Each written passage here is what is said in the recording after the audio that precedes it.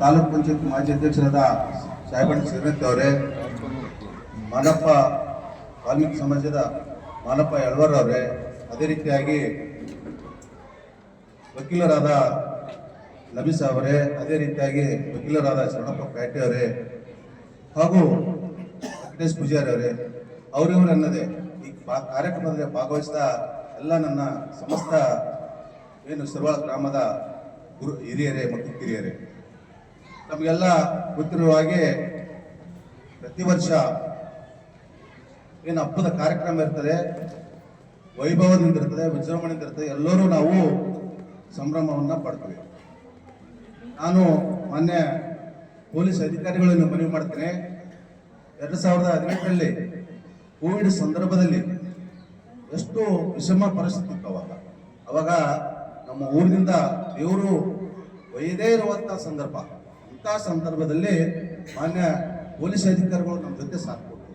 ಅವಾಗ ನಮ್ಮ ಜೊತೆ ಕೂಡ ಅವರು ಕೂಡ ನಮಗೆ ಹೆಗಲಿ ಕೊಟ್ಟು ದೇವ್ರ ಕಾರ್ಯಕ್ರಮವನ್ನ ವಿಜೃಂಭಣೆಯಿಂದ ಮಾಡಿದ್ರು. ಆ ಸಂದರ್ಭದಲ್ಲಿ ಅವ್ರಿಗೆ ಈ ಸಂದರ್ಭದಲ್ಲಿ ಧನ್ಯವಾದಗಳನ್ನು ತಿಳಿಸ್ತಾ ಇದ್ದೀನಿ.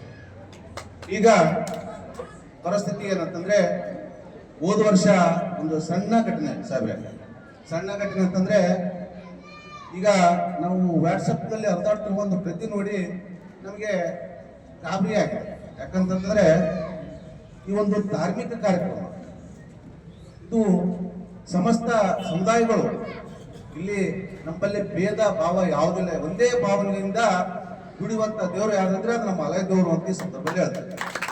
ಹಾಗಾಗಿ ಮಾನ್ಯರೇ, ಹೋದ ವರ್ಷ ಏನು ಘಟನೆ ಆಯ್ತು ಅದು ವಯಸ್ಕರಲ್ಲ, ಚಿಕ್ಕ ಮಕ್ಕಳ ಜಗಳ.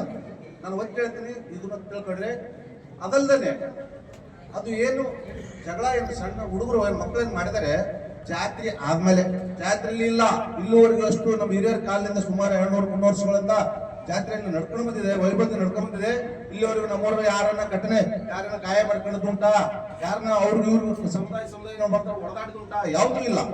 ಸತ್ಯವಾಗಿ ಹೇಳ್ತಾರೆ. ಮತ್ತೆ ಅಧಿಕಾರಿಗಳು ಕೂಡ ಇವರು ದೇವ್ರಿಗೆ ನಡ್ಕೊತಾರೆ. ಒಂದು ಸಂದರ್ಭದಲ್ಲಿ ನಿನ್ನೆ ಇವತ್ತು ಬೆಳಗ್ಗೆ ಚರ್ಚೆ ಆಯ್ತು ನಮ್ಮ ಮಾನ್ಯ ಸಾಹೇಬರ ಮನೆಯಲ್ಲಿ. ನಮ್ಮ ಪೊಲೀಸ್ ಅಧಿಕಾರಿಗಳು ಕೂಡ ಈ ದೇವ್ರಿಗೆ ನಡ್ಕೊತಿದ್ರೆ ಅಂತ ಒಂದು ವಿಶೇಷ ಇರುವಂತ ನಮ್ಮ ದೇವರು. ಹಾಗಾಗಿ ಮಾನ್ಯರಲ್ಲಿ ನಾನು ಮನವಿ ಮಾಡ್ತಿದ್ದೇನೆ, ಅದೇನು ಪ್ರತಿ ಇದೆ ಸರ್ ನಮ್ಗೆ ಇದು ಸರ್ ನೆಕ್ಸ್ಟ್ ಡೇ FIR ಆಗ್ತದೆ ಸರ್. ನಾನು ತಿಳಿಸ್ತೀನಿ ಸರ್, ನಾನು ಹೇಳ್ತೀನಿ ಸರ್. ಇದು ಏನು ಸಾಹೇಬರು ಕೊಟ್ಟಿದ್ದಾರೆ ಮಾನ್ಯ ಜಿಲ್ಲಾಧಿಕಾರಿಗಳು, ಇದರ ರದ್ದುಪಡಿಸಬೇಕು. ನಾವು ಎಲ್ಲ ಊರಿನ ಪ್ರಮುಖರ ಆಗ್ರಹ ಸರ್. ಇದು ನಮ್ಮ ಊರಿನ ಪ್ರಮುಖರ ಎಲ್ಲ ಆಗ್ರಹ, ನಮ್ಮ ಎಲ್ಲ ಯುವಕರು ಕೂಡ ಆಗ್ರಹ.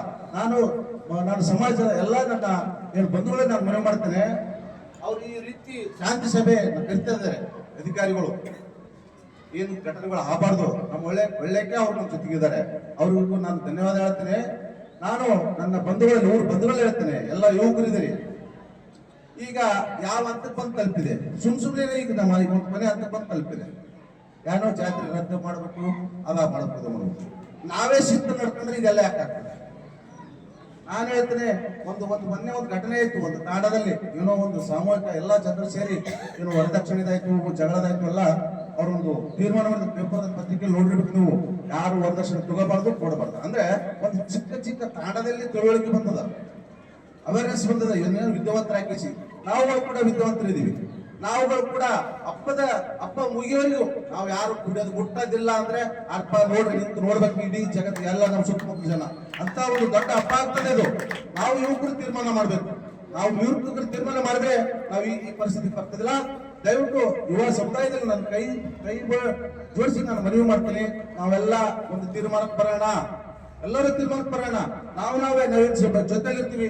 ಅವ್ರಿಗೆ ಏನು ತೊಂದರೆ, ಯಾವ ಸ್ವಲ್ಪ ಏನಾದ್ರು ತೊಂದರೆ ಮಾಡಿದ್ರೆ ನಾವುಗಳೇ ಸುತ್ತುವರೆದವ್ರನ್ನ ಸಿದ್ಧ ಮಾಡೋಣ. ಅಧಿಕಾರಿಗಳು ಬೇಡ, ಆ ರೀತಿ ನಾವು ಹಬ್ಬವನ್ನು ಆಚರಣೆ ಮಾಡೋಣ. ಮತ್ತೆ ಇದು ಒಂದೇ ಸ್ಟೇಟ್ ಅಲ್ಲ, ಸುತ್ತಮುತ್ತಲ 16 ಸ್ಟೇಟ್ಲಿಂದ ಜನ ಬರ್ತಾರೆ ಇವತ್ತು ನಮ್ಮ ಜಾತ್ರೆಗೆ ಮಾನ್ಯರೇ. ಹಾಗಾಗಿ ಈ ಜಾತ್ರೆನ ನಾವು ಒಳ್ಳೆ ರೀತಿಯಲ್ಲಿ ನಾವು ನಡ್ಕೊತೀವಿ ಅಂತ ಈ ಸಂದರ್ಭದಲ್ಲಿ ಹೇಳ್ತೇನೆ.